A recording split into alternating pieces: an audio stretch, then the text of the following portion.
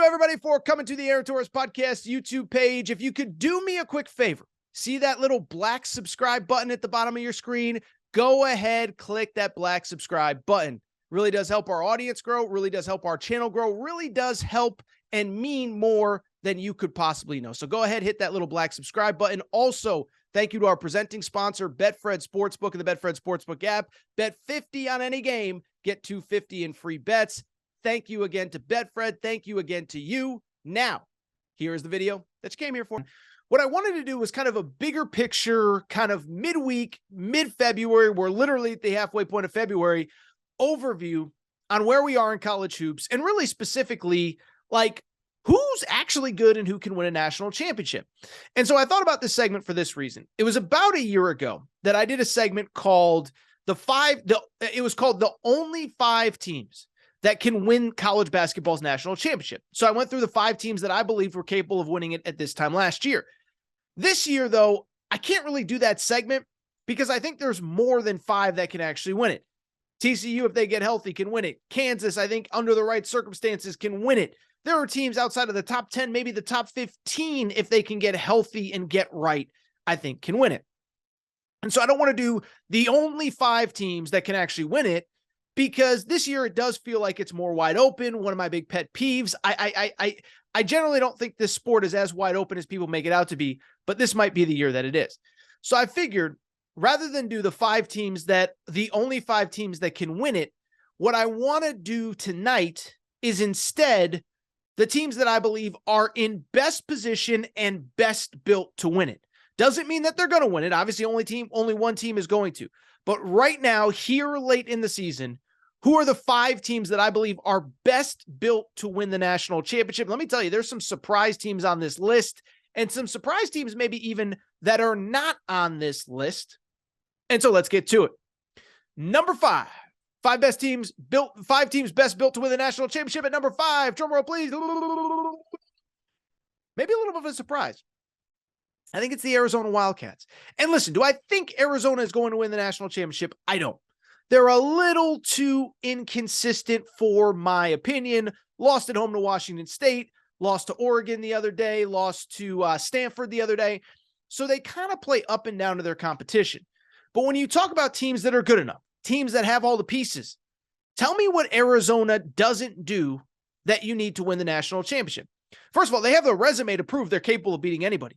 Out of conference, they beat Tennessee at home. Out of conference, beat Indiana on a neutral. Out of conference, beat Creighton on a neutral. Out of conference, beat San Diego State on a neutral. They beat UCLA at home since conference play started. They beat USC at home since conference play started.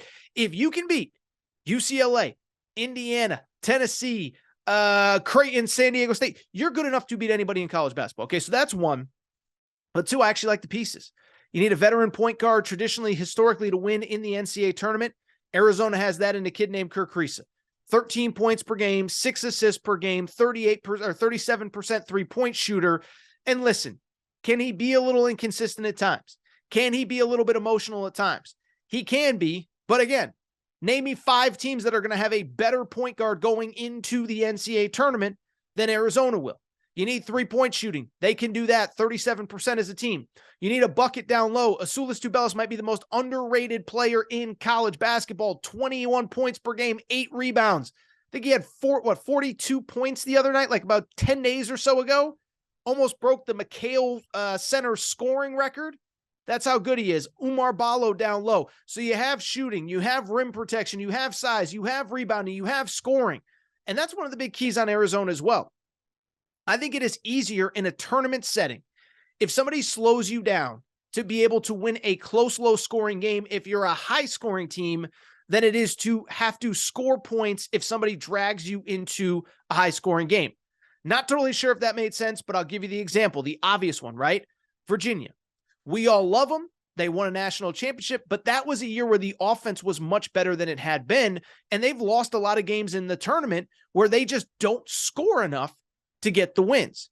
And so when I look at Arizona, do I think they're going to win the national championship? Probably not. But do I think they're built in a way that they're capable of it? I absolutely do. Arizona is at number 5.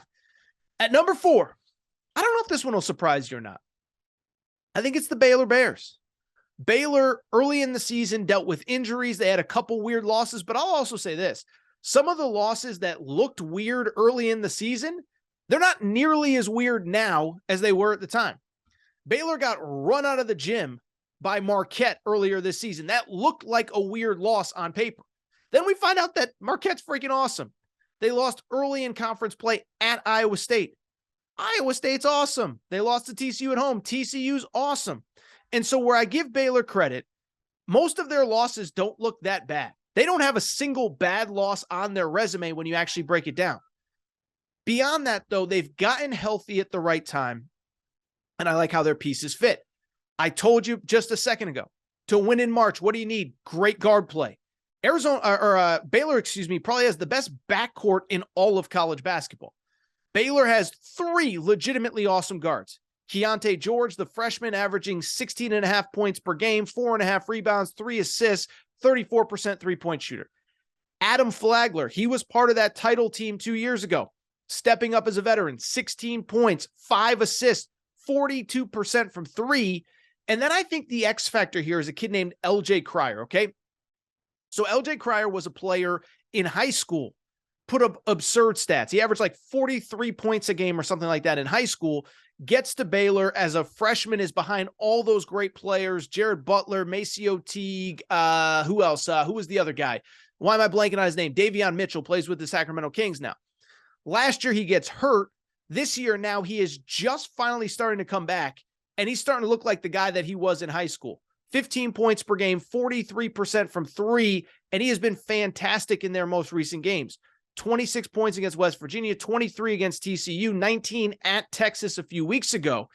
And that's the thing about Baylor, is they are getting better and they are getting healthier at the right time. Quietly, this team has won, and I don't think a lot of people know this, 10 of their last 11 in the toughest conference in college basketball. Not a bad run from Baylor. By the way, I mentioned they're getting healthier. Jonathan Chama Chachua, another big guy, another holdover from their tournament championship team 2 years ago. He is back healthy.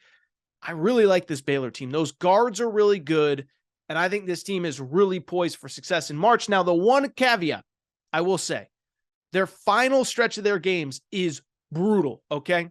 So the final stretch of their games is this. This Saturday, they play at Kansas, then at K-State on Tuesday, Texas at home, at Oklahoma State, Iowa State at home. That's essentially 5 NCAA tournament teams left on the regular season schedule, 3 of them on the road, 2 of them in 2 of the toughest environments in college basketball, Fog Allen Fieldhouse and Kansas State. I like Baylor, though. I think they have a chance to potentially win the national championship. Number 3, a team that we really haven't talked about much, but I can't believe I'm saying this. I'm going back to the Pac-12. What's that old song? Back to Cali, Cali. I'm talking about the UCLA Bruins. And I've had a few UCLA fans like, Torres, you need to talk about my team more. And I'll say this for Mick Cronin, Big Mick energy. I don't think a lot of people realize this team's 21-4 right now. And all their losses are legitimately awesome. Here are their losses this season. Baylor on a neutral court, Illinois on a neutral court, at USC, at Arizona. That's it. 0 bad losses, a bunch of good wins. They won at Maryland. Remember, Maryland has not lost a Big Ten home game yet. UCLA went into Maryland. By the way, that's going to be a Big Ten home game in about 3 years from now. UCLA went in there and smacked them. UCLA destroyed Kentucky. UCLA beat USC at home. They'll play Arizona later. But I just feel like this team is kind of under the radar. And then, oh, by the way, on Saturday night, they beat a red-hot Oregon team on the road at Oregon. That's actually a really good win. Oregon's a pretty good team this year. As far as UCLA is concerned, listen, we all know Mick Cronin, defense toughness. But what I like about this team is that I like how all the pieces fit. One, and I think this is important, veteran guards, which we've talked about, Tiger Campbell. They have a lot of size down low and a lot of depth. And if you watch UCLA, I actually love how Mick Cronin uses his team. He's got 2 big guys, Mac Etienne and Kenneth Nwamba, who are basically just in there to commit fouls. And so Adem Bona, the 5-star who plays for them, if he picks up a foul, Mick Cronin did this the other night against Oregon. Adem Bona picked up a foul in the first couple minutes. He didn't even wait for his second foul. He brought him to the bench, sent the other guys in, committed a couple fouls, brought Adem Bona back in. The one thing I would say about UCLA, and I do think this is important, they have to get healthy. They have to get consistency and health from Amari Bailey, their star freshman, okay? So what I will say about UCLA, I do think they're a little bit limited offensively without Amari Bailey. Amari Bailey, the star freshman, he's been injured throughout a lot of the year, but when he's been healthy, he has really come on of late. He's averaging 11 points per game, but against Oregon State on Thursday night, this kid had 24 points for the UCLA Bruins. Again, I think they need him to be healthy because I don't know if they have enough scoring. But if he's healthy, I love how the pieces fit. I have UCLA at number 3. At number 2, this is going to surprise some of you. I think it's the Texas Longhorns. The Texas freaking Longhorns, minus Chris Beard, no Chris Beard, interim head coach and Rodney Terry. I don't care. And by the way, I know Texas lost the other night to Texas Tech. I don't care that they went into a hostile road environment and lost on the road. Here's the bottom line. We are now 3/4 of the way through Big 12 play. Texas is tied for first place in this league. And what I just like about them, they're just a veteran, no-nonsense team full of 5th, 6th, 7th year college players. Marcus Carr, who I've criticized on this show, is playing like an All-American right now. 17 points, 4 assists per game, 40% three-point shooting. He has been incredible. I haven't looked at where the Big 12 player of the year picture is. It will probably go to Jalen Wilson from Kansas. But this guy's been unbelievable. Jabari Rice, the transfer from New Mexico State, tough week at New Mexico State for people who have not seen that story. But the transfer from New Mexico State has been phenomenal. And then Timmy Allen, who was a transfer last year from Utah, just a tough veteran dude. But look, listen to what I just said. Marcus Carr is a 6th-year college player. Jabari Rice, as I said, spent 4 years at New Mexico State before coming to Texas this offseason. He played for a tournament team each of those seasons, obviously, except for 2020 when there was COVID. You look at Timmy Allen, as I said a minute ago, he is a 5th-year player, began his career at Utah, was an all-conference player at Utah. Now he's there. 23, 24, 25-year-old grown men. But most importantly, Marcus Carr is taking over games when you need to. 17 points per game, 40% from three-point shooting, 34% as a team. Not a great three-point shooting team, but good enough. The only concern with Texas, has the defense slipped just a little post Chris Beard? They're not great defensively, but listen, I'm just telling you, if it's February 15th and you're leading the Big 12 in the standings, you're doing something right. You're good enough to win a national championship. I have Texas at number 2. At number 1, the Alabama Crimson Tide. And I did the whole Alabama spiel on Monday's show, so I'm not going to go through that whole thing again. What I would just say about Alabama, pretty straightforward. What I would say about Alabama, at their best, they're the best team in the country. Now, they play Tennessee tonight. There's a very good chance they could lose that game. On the road against a hungry Tennessee team that needs a win, they could lose that game. I'm not going to hold it against them if they do. But Alabama, they're great offensively. I talked about it. How about this? Top 20 in scoring on offense, but top 20 in field goal percentage on defense, top 20 in rebounding, top 20 in block shots. If you can get a team to be elite in scoring, rebounding, defense, block shots, and you shoot the three, there's not many teams that can beat you. Now, the big thing with Alabama is, of course, experience or lack thereof. 4 of their top 6 scorers are freshmen. Namari Burnett, another key player, has never played in the NCAA tournament. So they're really entering the tournament with a team that is light on tournament experience. But when you talk about a team that is good enough to potentially win it all, I think Alabama is absolutely there. Couple teams, by the way, that I did not mention.